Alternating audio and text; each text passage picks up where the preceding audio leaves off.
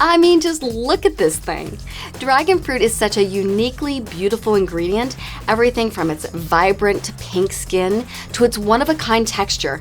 I just had to give this tropical fruit mixed into a cocktail. So let's shake things up.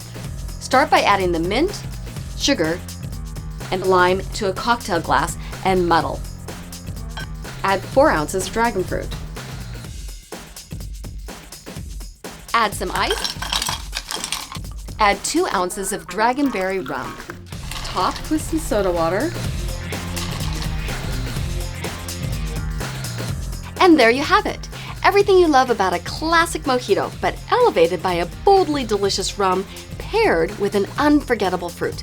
Without a doubt, the Dragonberry Mojito is Queen Bee approved.